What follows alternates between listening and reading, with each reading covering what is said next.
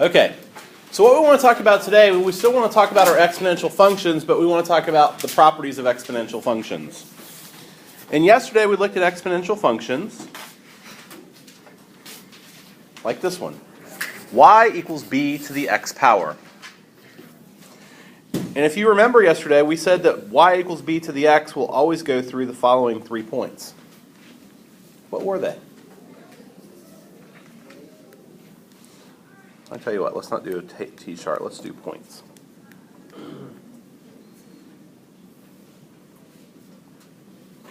What 3 points will all exponential graphs go through? What's the y-intercept of all exponential graphs? 0 and 1. Excellent.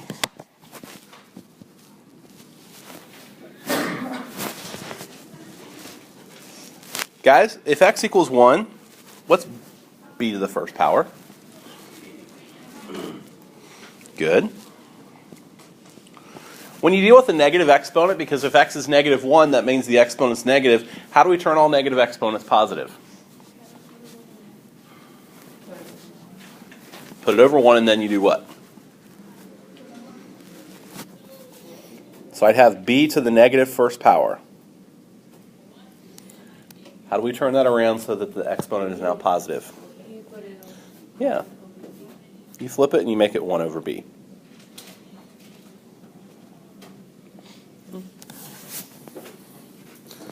Make my 1 a little cleaner here. 1 over b. Okay? Now, we also learned in the last part of chapter 6, you guys were able to do this for me.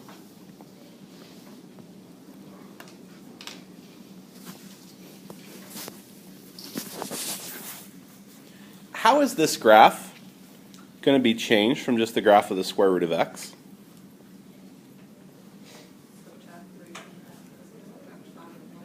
Correct, in its land. We'll subtract 3 from the x's and subtract 5 from the y's.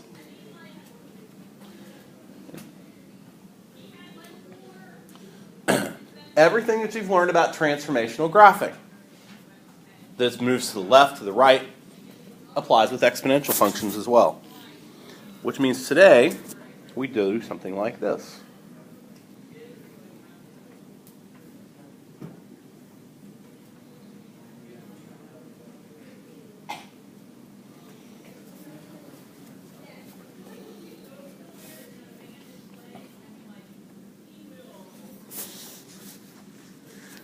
Y equals a times b to the x plus h plus k. Everything we've learned with transformational graphing will still be the same. It's just we're going to start with moving them from 0, 1, 1b, and negative 1, 1 over b. And remember what happens with the transformational graphs. The a means we're going to multiply the y's by a.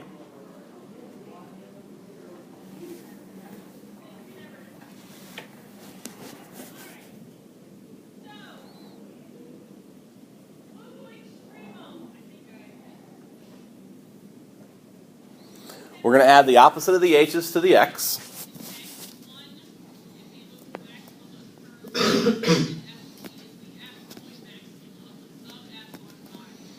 And we're going to add k's to the y.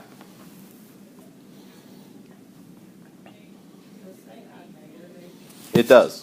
Opposite of h. Because remember, whatever you do to x, you do the opposite of. So just like that last example we threw up here, Harley, how you said it was plus 3, so you said you subtract 3 from the x's. Always the opposite.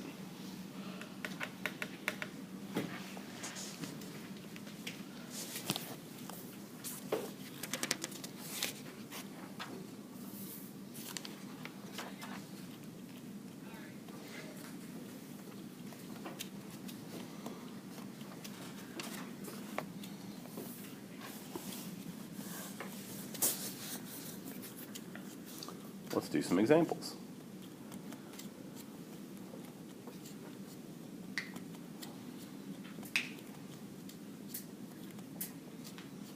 Y equals negative 2 times 3 to the x.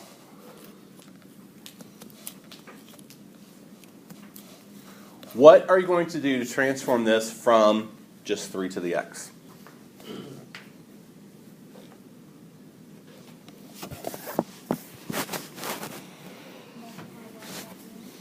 Yeah, multiply the y by the a. So, flipping on me. Normally this graph would have gone through -1, 1/3, 0, 1, and 1, 3.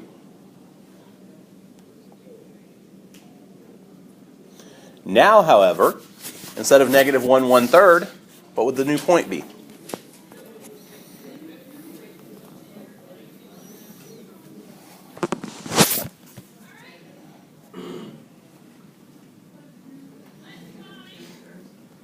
-1, -2/3.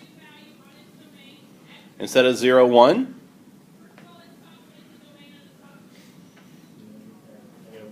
nope, 0, -2.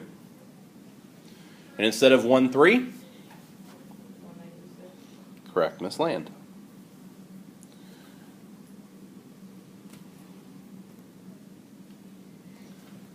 That -2 in front of the 3 to the x power means we're going to multiply all the y coordinates by -2.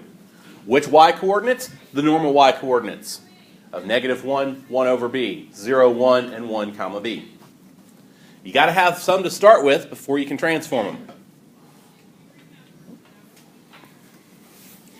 Shall we do another?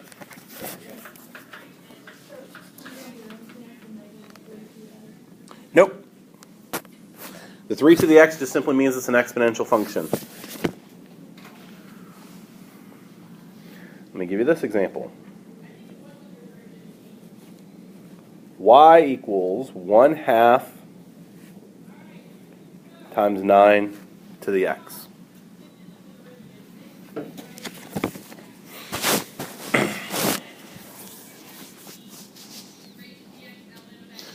Well, let's get our points that we're going to work with that we should have gotten. It's 9 to the x, so that means -1 should have been at what's the reciprocal of 9? 1/9. 0 should have been,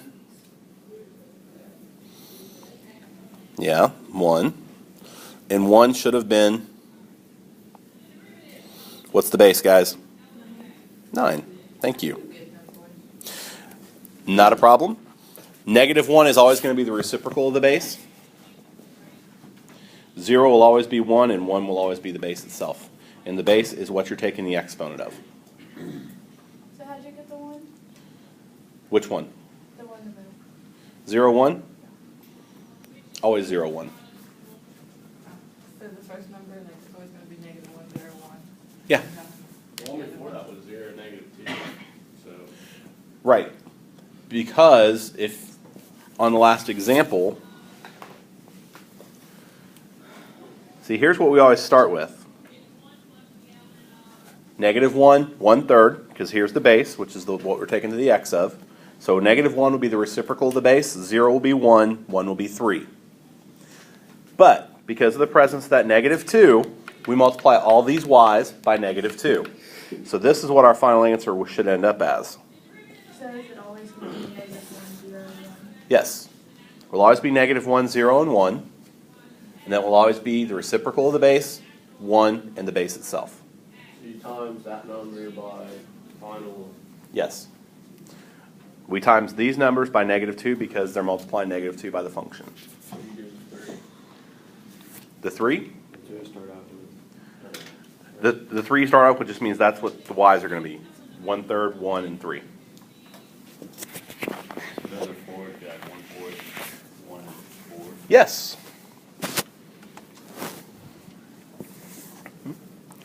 Good questions. Keep asking.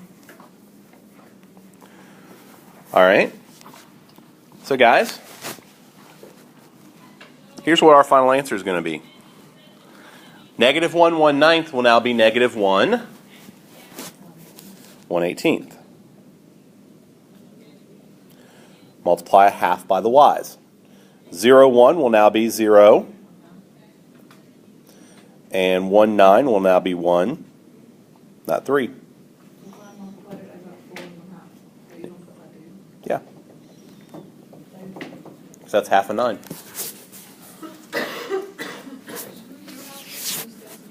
Either way. Why then not?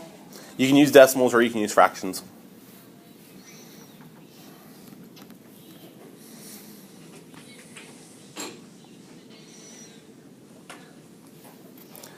I'm sensing we should do another one. Yeah. Okay. Hey. I want to make sure you guys get this, so I'm good all morning.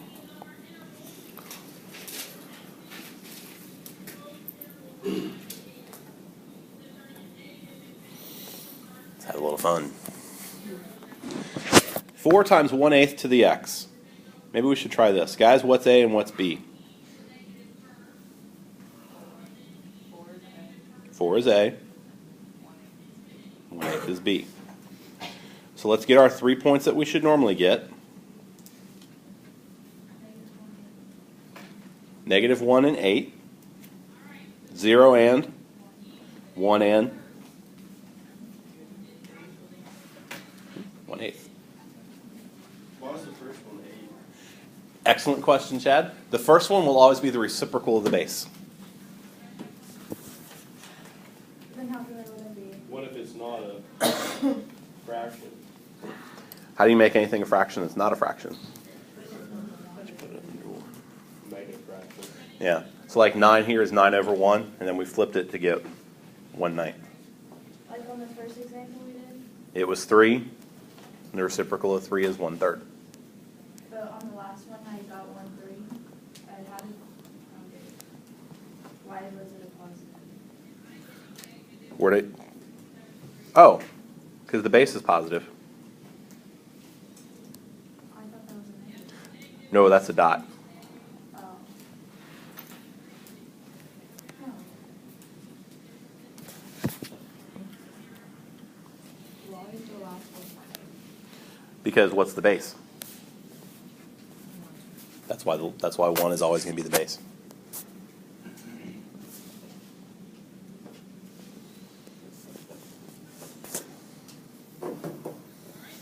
Keep talking. I like your questions. Okay? Now where we're going to be, though. Multiply 8. Yep. Multiply all the y's by 4. So -1 will now be at, I like 32. 0 will now be, and 1 will now be,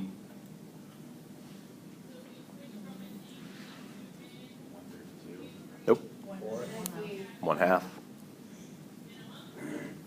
Because it's 1/8 times 4 over 1. We eventually have to graph. Perhaps, but right now I just want you guys to be able to get the points for me. Okay. Give me some feedback. Okay. Danielle's good. Anybody else? Have I used this expression yet? The squeaky wheel gets the grease? How many people have ever heard that before? Okay. If I work at Walmart, my job is to take care of the shopping carts, and I got a customer coming in complaining about a shopping cart that's squeaking. Well, if I don't want it to squeak, I'm probably going to put some WD-40 on it. I'm not going to put WD-40 on all 4 wheels. I'm going to put it on the wheel that's squeaking. Squeaky wheel gets the grease. Okay? If you don't tell me that you don't see what we're doing and you don't understand it, I don't know that you need extra help or extra time to look at things. Okay? Stop me. Mr. Giesing. Hey, what's that? Why did you do that? I don't get that. Okay? And I'll explain it again. I'll try to explain it in a different way than I did the first time. Okay? But if you don't say anything, I don't know that you need me to do that.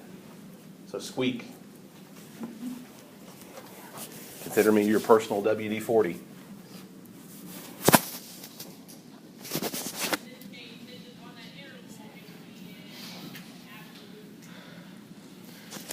Try this one.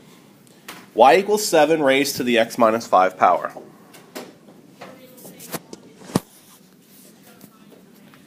Guys, what's B? What's the base? Is there an A? Yeah, so there's really, if you want to consider it like a 1, that's fine. So, what transformation is going to happen to our points? Correct. So the transformation that we'll do is to add 5 to the x's.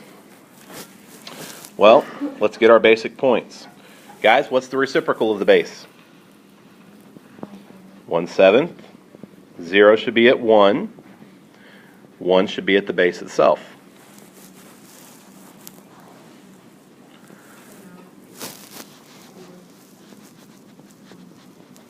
Continue. Continue. Continue. You're done. That's it. Yes, it's nice that you know what points you're going to transform, and you know what you're going to do to transform the points. You're going to add 5 to the x's. You got to have some x's to start with.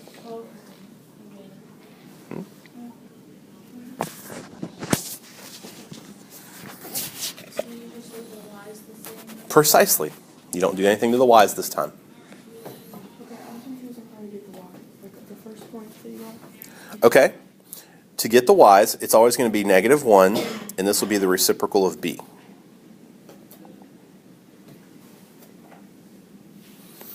B is the base, so that's how I got the 1/7. I just took its reciprocal.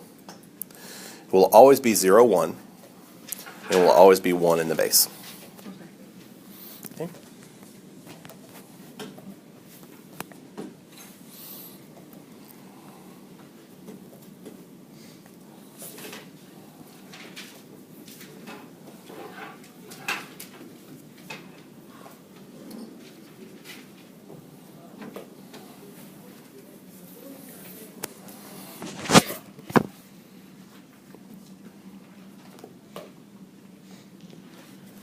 Ladies and gentlemen, identify your base for me. Very well. Tell me what transformations will occur. X minus 3. X minus 3, Y minus 1. y minus 1. Got to have some points to transform. -1, 0, 1.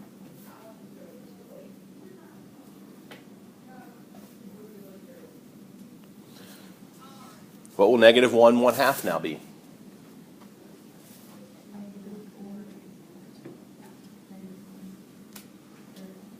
-4, -1/2. Very good. How do we get it? We subtracted 3 from the x's. We subtracted 1 from the y's. 0, 1. And finally 1, 2.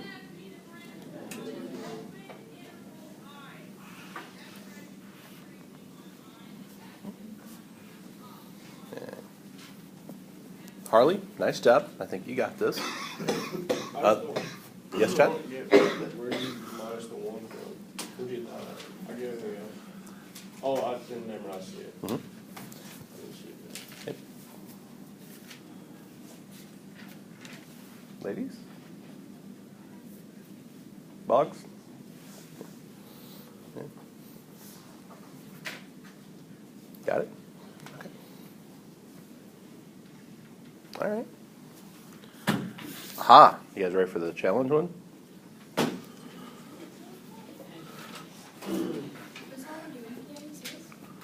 Oh, I got one more thing to show you.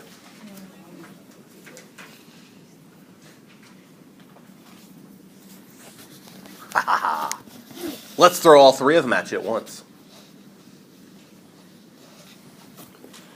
Guys, what's the base? Okay. How do you know the base is? The base is whatever they're taking to the power. What So the base it's is? connected to the power. Yeah, it's with the exponent. -1, John. What we'll go with -1 normally in this case.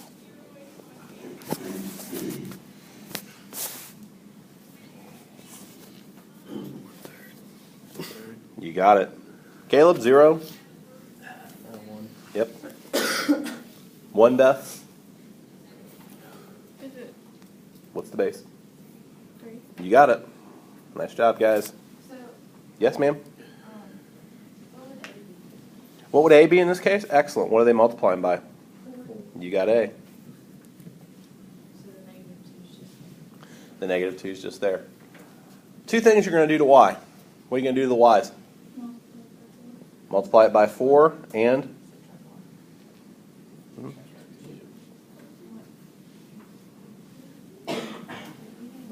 I will. Where'd you get this subtracted? Yeah. The minus 2 that's outside, that it comes after the exponent. Do you do like the powers later? Where's the Z? Switch to. So what are we going to do with the x's then? Nope. I got it. Sorry. So like the extra one is for the y, then the x plus 1 is for the x. Exactly, Matt.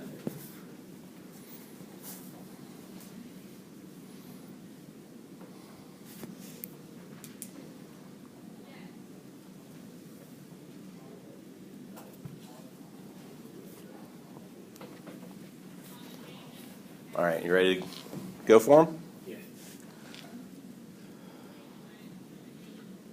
Negative, I got negative 2. All right, go ahead, Mr. McFarland. Negative 2, 2. Negative 2, 2 is incorrect. You're half right.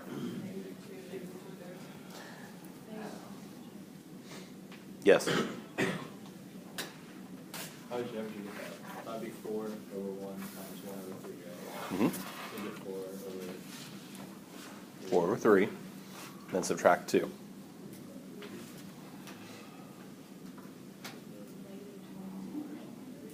So common denominators, that would get you 6 over 3, negative 2/3. All right, let me have a new person. Who thinks they got 0, 1? That's probably the easiest one to get.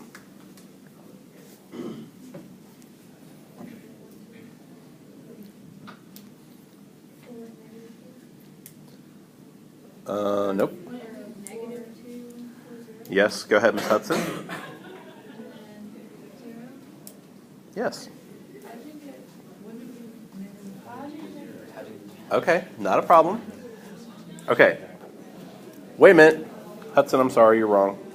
It's negative 1, 2. Yeah, that's I messed up. X minus 1, negative 1. 4 times 1 minus 2, 2. Brittany, I think you did the right transformation. You just did them to the wrong coordinates.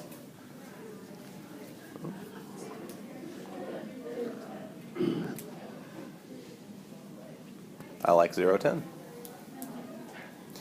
How do we get that? What's 1 minus 1? That's how I got the 0. And then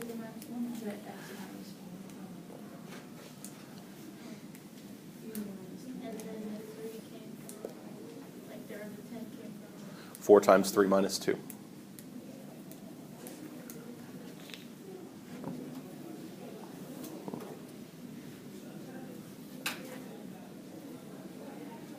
That's as hard as it's going to get when I throw 3 things at you.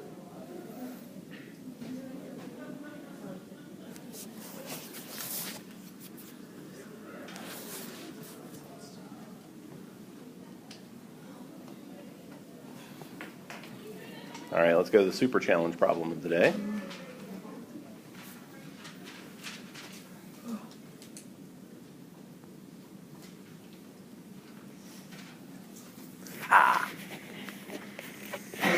If you guys can get this one, you got this down good.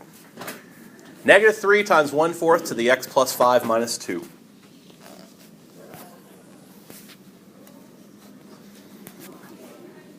Guys, what's B?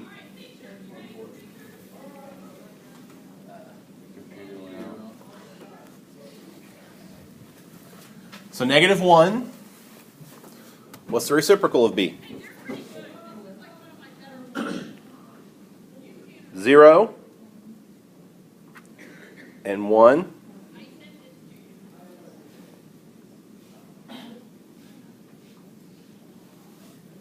Nice. Okay. Talk to me about your transformations. What's going to happen to the x's? minus 5. Y's?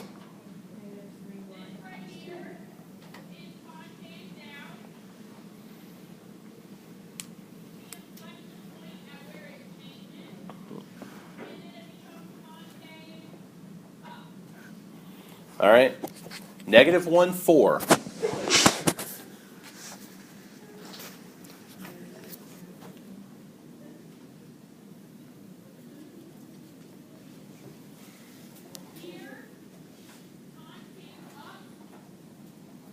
don't get how you get the minus 4 from everything else. Okay? We take this y, we multiply it by negative 3, it gets negative 12, and then subtract 2.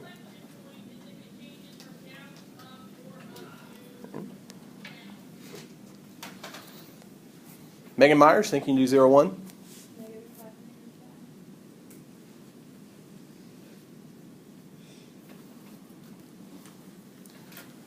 Kaylee Barnes, you want to try 1, 1/4? Okay.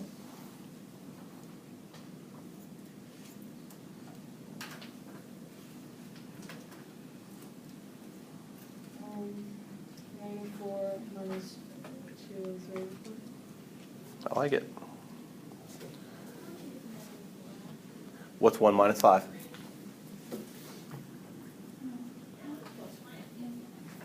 Okay. How we feeling? You feel good? Oh? Okay. All right, last thing to talk about in this lesson today.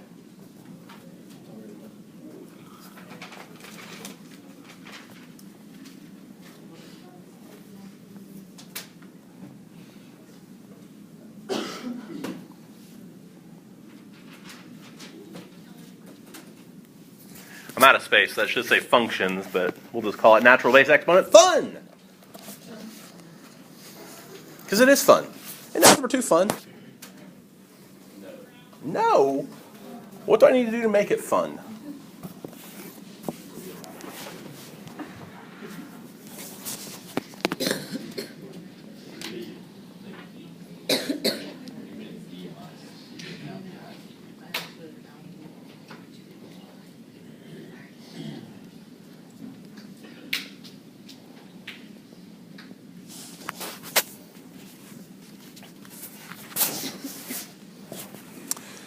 Natural base exponential functions are simply exponential functions with the base of e. E is the natural number named for the mathematician who is credited with its discovery, a guy by the name of Leonard Euler. It's approximately 2.718. However, you will never type in 2.718. Your calculators have an e on them already. Look for a button with LN on it. LN.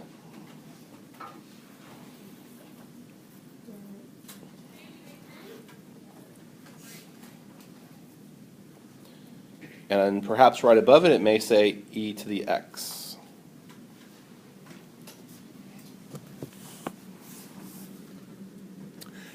That's your e key. Yes, you'll have to hit second first. Okay?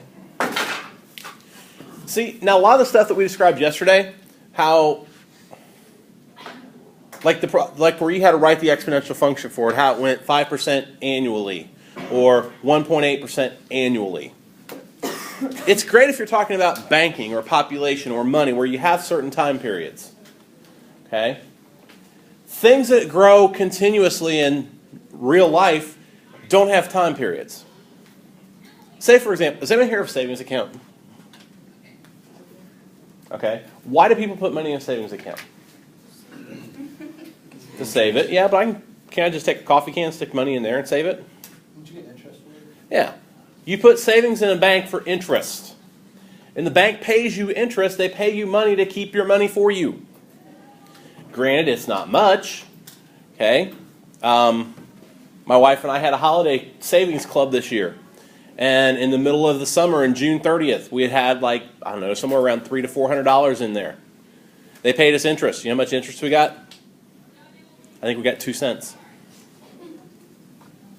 So it's not a tremendous amount that they pay you, but they do pay you. And they pay you on a certain time period. If they do it semi-annually, they do it twice a year. If they do it annually, they do it once. If they do it quarterly, they do it 4 times.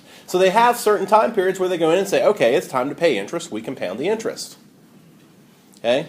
And here's the example I typically use with this.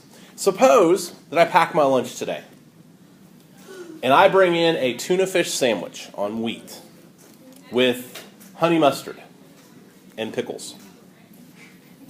Okay? But suppose I bring that in, and I heard on the announcements that we're having country fried pork on bun today. And I'd rather have country fried pork on bun, so I'm like, I'm going to forget about my lunch. I'm going to go up and just buy my lunch in the cafeteria. And as I'm getting to be an old man, I kind of forget things every once in a while. Suppose I forget that I left my tuna fish sandwich with honey mustard sauce and dill pickles in my cabinet. And I don't go into that cabinet for a while. What's going to happen to my tuna fish sandwich? Well, it's going to stink. What's going to happen to the bread specifically on my tuna fish sandwich? It's going to get soggy. It's going to get mold. And once mold starts growing on the bread of my tuna fish sandwich with honey mustard and dill pickles, how often does it grow? It grows continuously. It doesn't have a clock in its head that says, hey, I've reached the end of a year. I get to grow some mold today. Or, hey, it's the end of 6 months. It's my semi-annual time to grow. Once it starts growing, it grows continuously. Natural base functions exhibit continuous growth or continuous decay. Okay? So you're going to learn a new formula today. And it looks like this.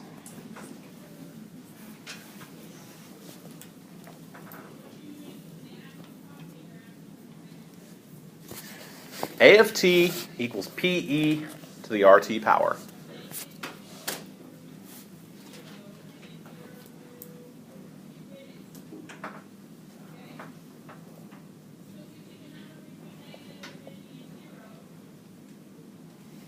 Continuous growth and decay.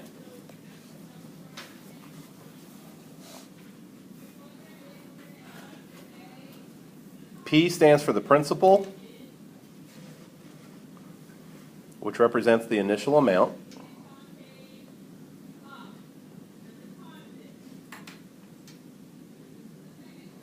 R is the rate percentage. If it's positive, it's growth. If it's negative, it's decay.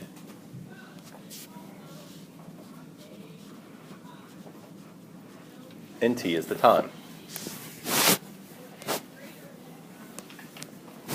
So just like those end problems yesterday where you had to find out how much money you had after 3 years, after 5 years.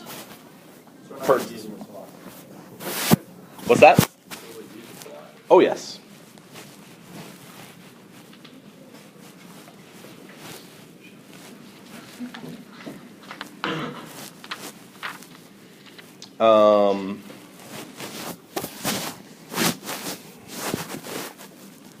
To give you an example.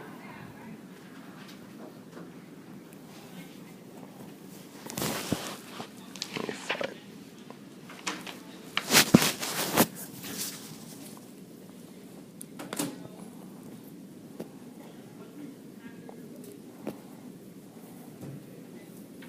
You have $1,500 in a bank account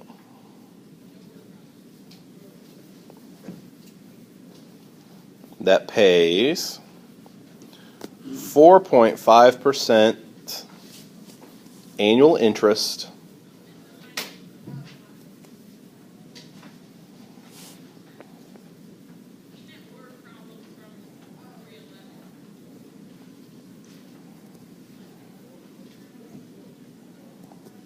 compounded continuously.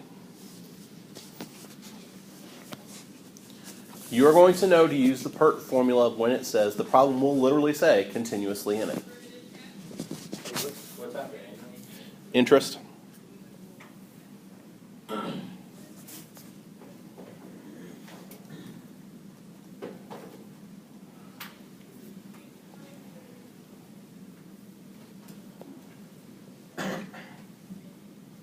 How much do you have after 15 years?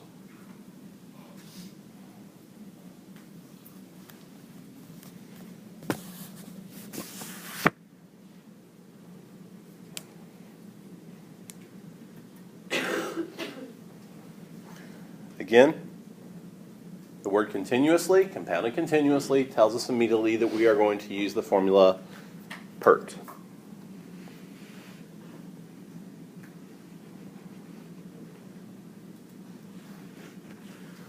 Ladies and gentlemen, how much is the principal to start with?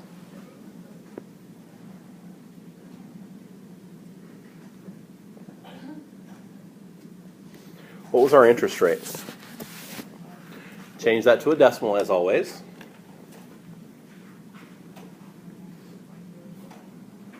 And our time?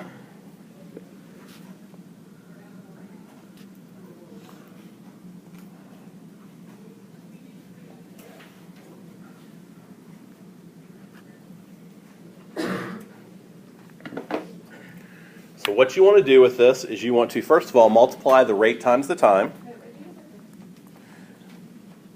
because it said 15 years in the problem. Is that a negative parentheses No, that's...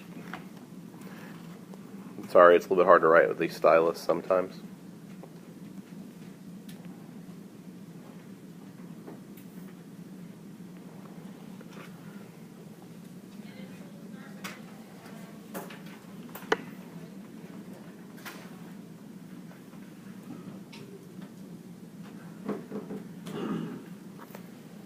You are now going to raise e to that power.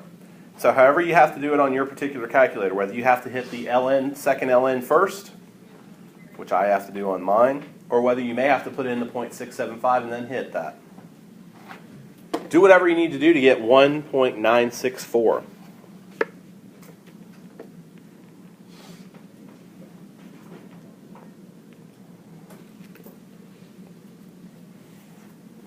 And then finally multiply by 1,500. And rounded to the nearest dollar, you should get an answer of $2,946.